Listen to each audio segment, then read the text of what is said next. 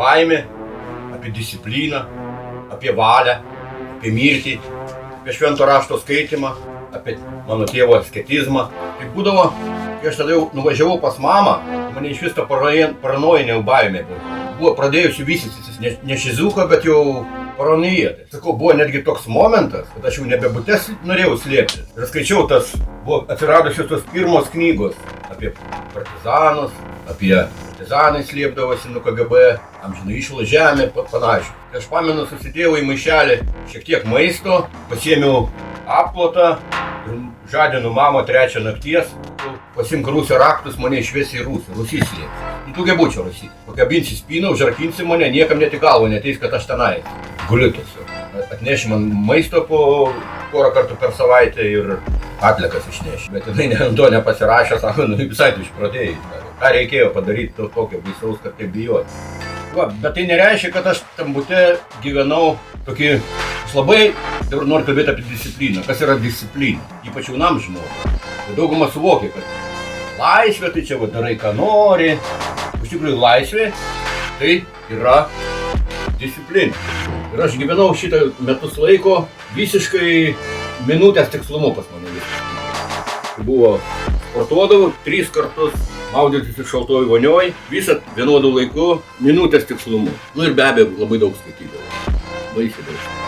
Pagrindinis buvo TV, niekada nemėgau, niekada nesižavėjau ją, ypač dabar, tai to labiau. Tai ir yra toks įdomus dalykas, aš šitos istorijos niekam nesupasakojus beveik. Net neišdrįšiu jos pasakoti apie skaitymą. Man kas nors papasakot, aš pats nepatikėčiau. Bet aš kadangi dabar irgi labai daug skaitau, pasaulinio maštabo filosofų, poetų, kurie savo autobiografijose irgi pamini panašų atvejį, kad neišmoko skaityti, bet buvo apšviesti skaityti.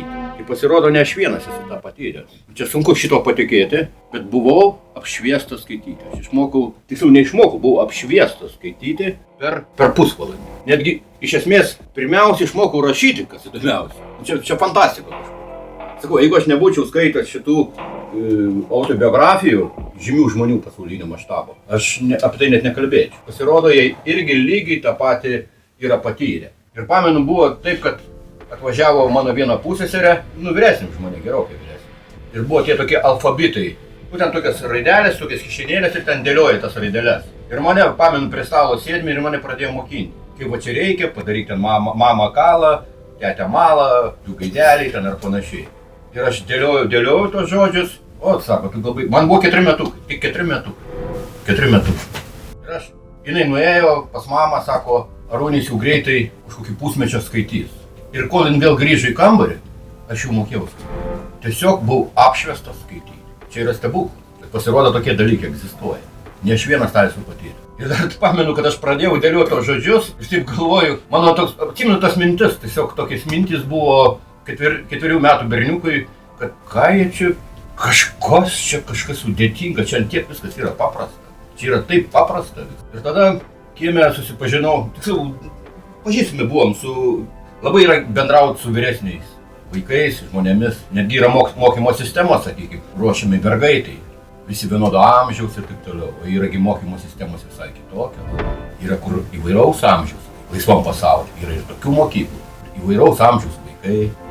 Vienam 7, kitam 12. Vyresni moko mažesnius. Mažesni mokosi iš vyresnių ir panašiai.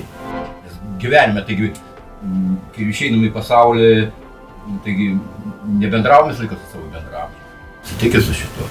Ir aš turėjau, toks draugas buvo, jis gal vyresnis buvo už mane kokiais 4 metais. Mane tas, pamenu, vaiką į biblioteką nuvedė. Į vaikų biblioteką.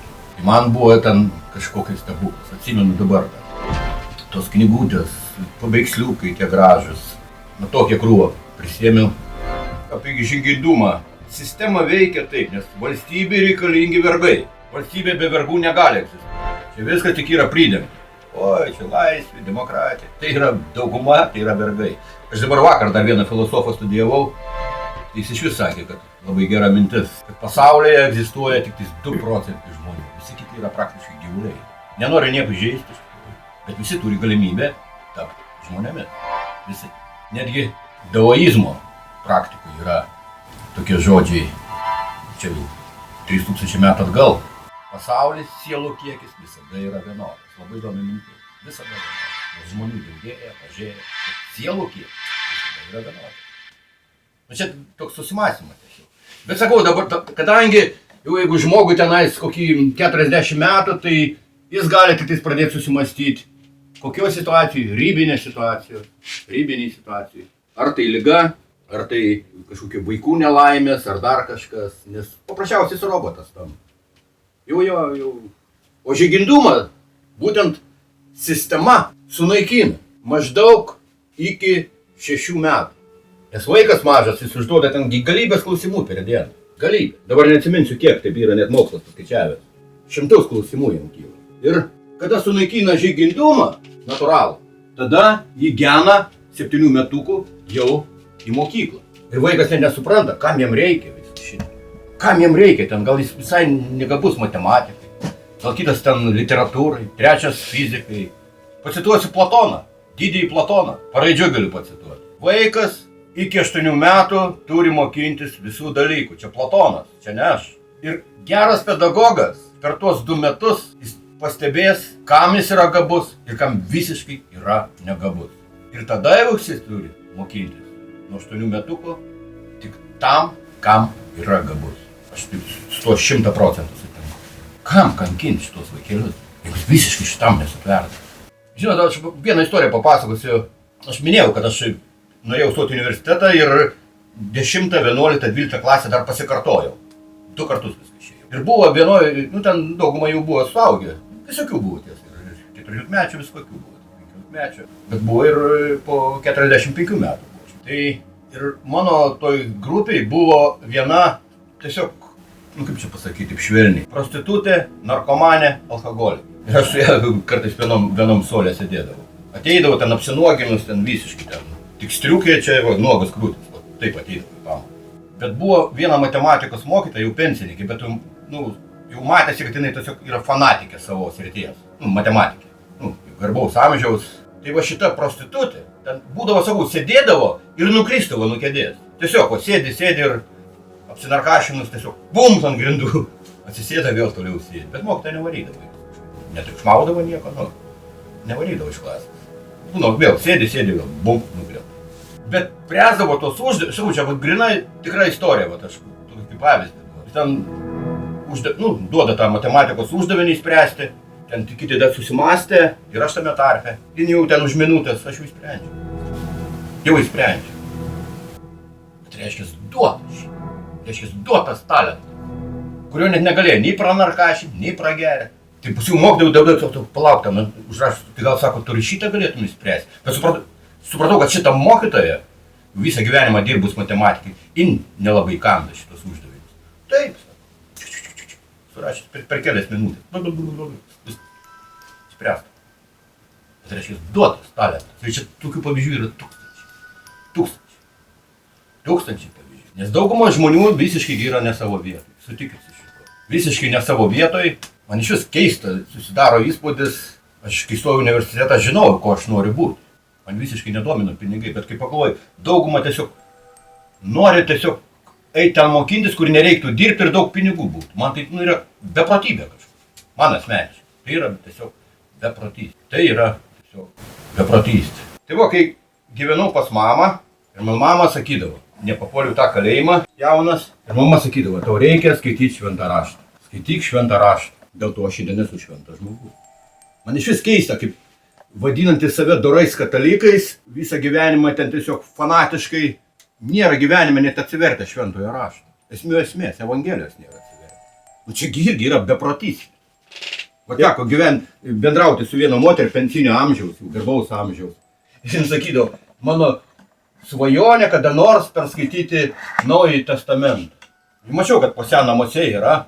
Akis geros, akinių nenešioja. Klausimas.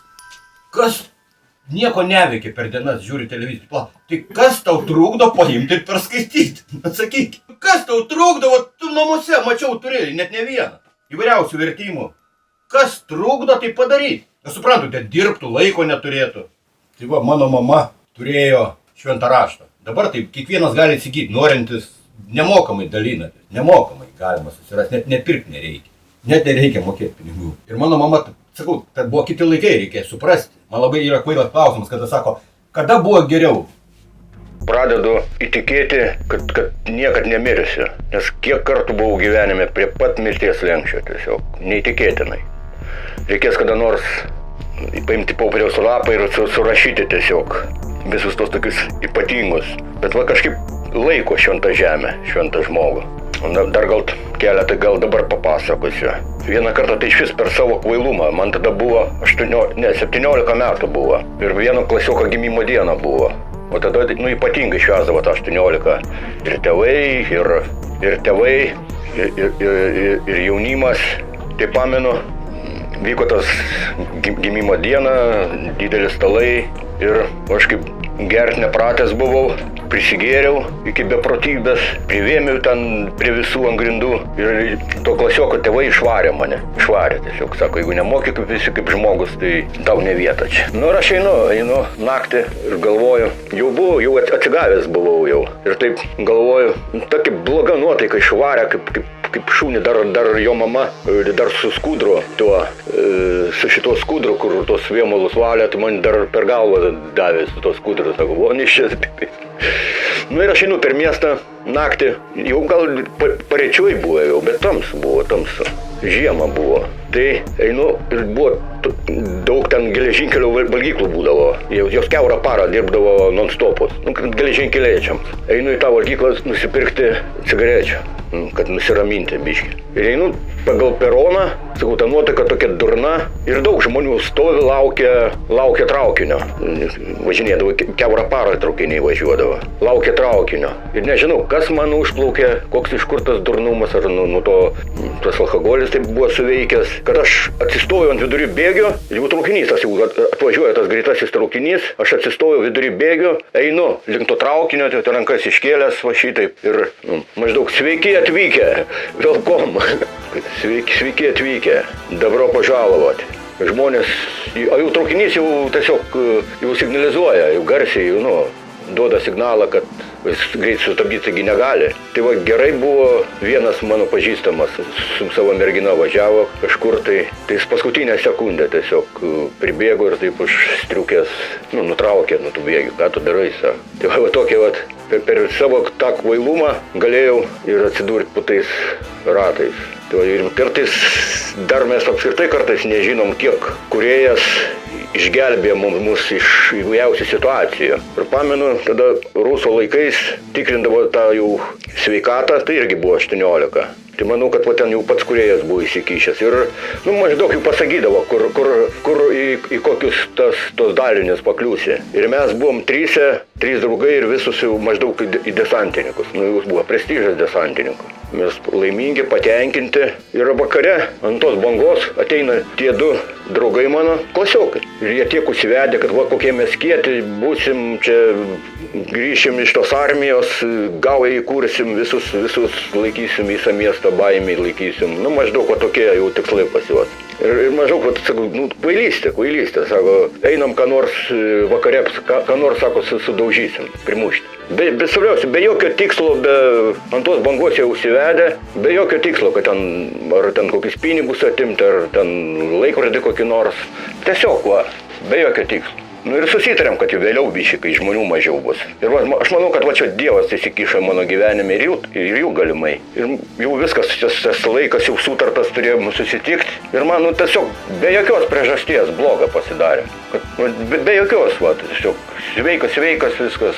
Ir tiesiog silpnumas, kad aš jau tikrai nebegalėjau niekur eiti, aš vos jau kambarį vos galėjau pavaikščioti. Po šiai dienai nežinau, kas tai buvo. Nieko nei valgęs, neužvalgęs, nieko nebuvo kažko, kad apsinuodyčiau. Kažkoks kaip apsinuodimas, kažkoks toks pojūtis buvo. Ir jie ateina pas mane, jau, tai ką, einam, sakau, aš neisiu, sakau, negaliu, man bloga.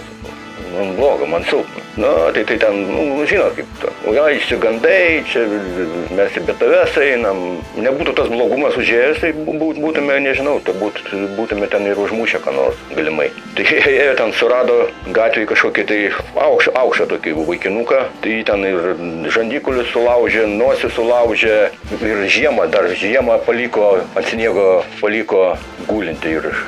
Bet nieko, nei kai ten paimtų, tiesiog parodyti jėgas savo. Aišku, ten išaiškino juos, tai vat, išaiškino, bet nepasodino. Tada tais laikais tai būdavo už tokį dalyką, dabar žmogų nužudo, 2 metus gauna ir už pusę metų už gerą elgesį išeina.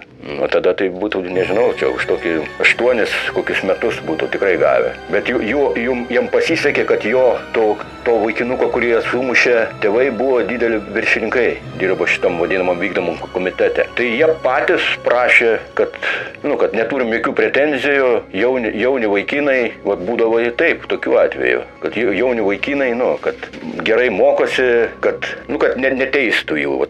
Pati mama išprašė. Tai jie paskui dar ir draugais pasidarė, į ligoninį jį lankė, bet jinai išprašė, kad nebūtų teisiami, sako, kad niekad jokių reikalų su milicija neturėjo, tai, gal nereikia jų teisti.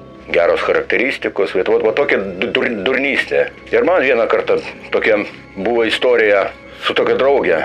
Dabar tai visokių ir tų pedofilų, anksčiau tokie žodžiai net nebuvo. Ir buvo tais laikais, šiandien sunku suprasti. Pavyzdžiui, ten, jeigu, taip sakant, bachūrai kokį 20-22 metai su 15 metai draugaudavo ir gyvendavo kartu, čia niekas net neskaitė apie pedofiliją. Ir aš tokią draugę turėjau. Aš pamenu, mes ant tokiam parke, dar rusų armija buvo. Susipažinom su tokiais kareiviais, bet visi jie šitie... tie kaukazietiško gimio, ten gal čečėnai, gal kazachai kokie, iš Turkmenijos kokios, iš kur. Ir sako, einam pas mus į svečius. Aš net nepagalvojau. Į tas kareivinės, į kazarmas. Ten per kažkokį plyšį poros įlindom visi. Įeinu į tą jau jų tą kazarmą vadinamą. Tai aš tik įėjau, iškart supratau, kur aš įsivėliau. Aš su tą draugę nepilnametę. Kur aš įsivėliau, kad ten daug jų, gal kokį 10 buvo, aš dabar tiksliai neatsiminsiu, gal 12 kokį. Visi tie juodo gimio, sakau, tos su barzdom, tie juodi tokie. Tai, o ta panelė, jai čia dėmesys toks, jai matyt patinka tas dėmesys. Tiek dabar bachūrų ir tų kareivių. Ir sako, vienas prie manęs priėjo, sako, aišku, ten turėjo ten ir degtinės, ir alaus visko. Tu, sako, tik tais gerk, sako, atiduok mums ją. Atiduok ją mums. Mes, sako, to ir pinigais galima sumokėti, tik tais, atiduok mums ją. Sakau, aš turiu su ją pasitarti. Bet aš jau supratau, kad aš nepabėgsim iš čia, bet kažkaip gudrumų reikia. Gudrumų. Sakau, gerai, sakau, aš pasikalbėsiu su ją. Bet aš jau gudrai planas taigi primečiau, kaip dabar iš ten ištrūkti.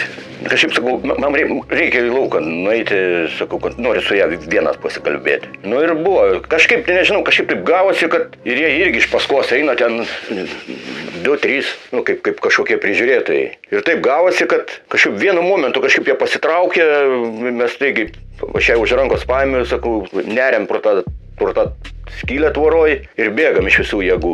Ta panelė jauna dar nelabai suprato, kas čia vyksta.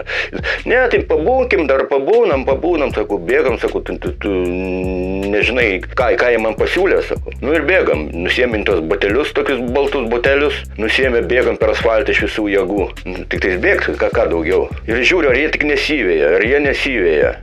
Bet vis atsigrįžinėjo atgal, vis kaip ir nesivėja. O jie pasirodo gudrus buvo. Jie bėgo vyjasi mus, bet kitoj tvoros pusėj. Tokia betoninė tvora. Jie kitos tvoros pusėj. Ir jau prie pat centrinės gatvės, jau liktais, vis tiek jau miestas kažkaip jau drąsiau bus.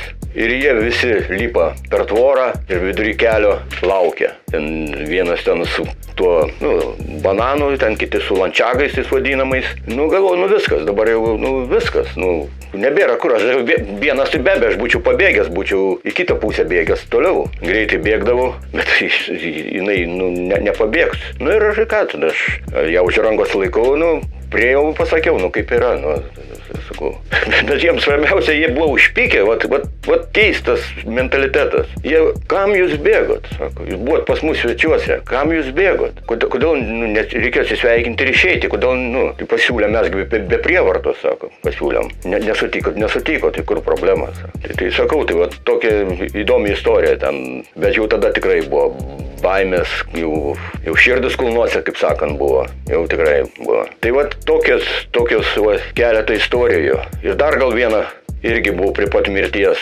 Beveik 3 paras išgulėjau be sąmonės. prie upės. Bet čia jau per savo durnumą. Tai pamenu, nuvažiavau aš į Gariūnus, tada jau buvo Gariūnai, Turgus.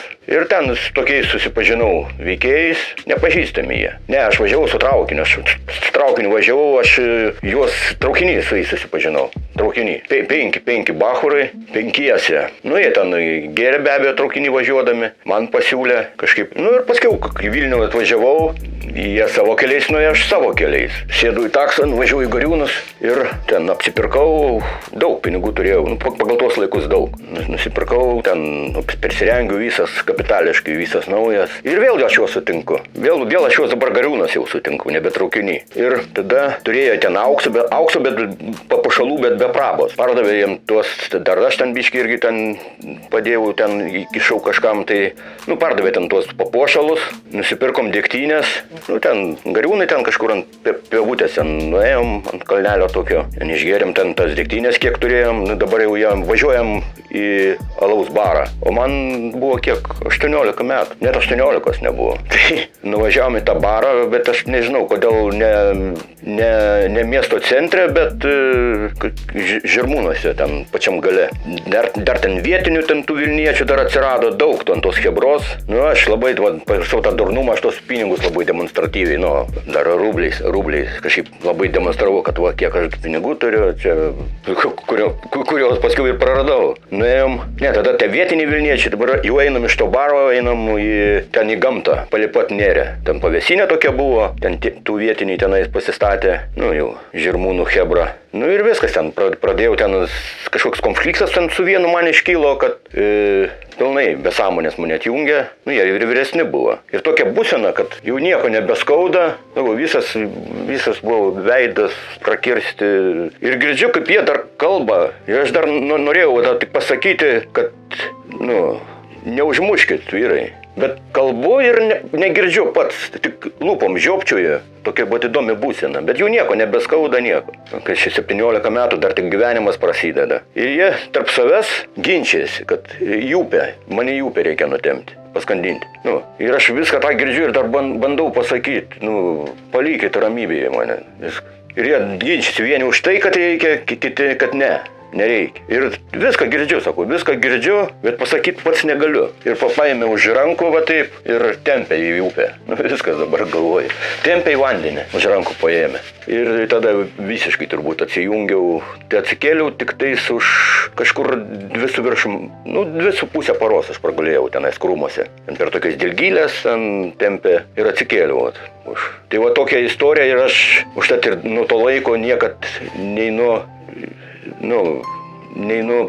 nepažįstamų žmonės, niekad va tokį pamokanti. Netgi čia nesenai Vilniuje buvau, laukiau traukinio. Ne, aš iš Vilnius į Kauną ruošiausi važiuoti naktį. Bet jau taip šaltoka buvo. Jis tokiu vyru kažkaip pasikalbėjom. Nu, atrodo, padoras toks inteligentiškas žmogus, viską. Nu, sako, tau dar 3 valandos iki traukinio. Nu, labai gerų minčių pažėrė, žmogus pedagogas buvęs. Nu, matosi pagal. Ir sako, aš va čia prie pat gyvenu, sako, einam, sako, arbatos atsigersi, biškį, nu, kad šilumoje biškį pasėdėsi, sako. Nu, o ne čia dabar ant soliuko. Nu, tai ir tai nejau. Jau man ta pamoka užteko tokios pamokos. Ir tai, nu, atrodo padorus, bet ir tai, nu, ne, sako, aš geriau čia palauksiu.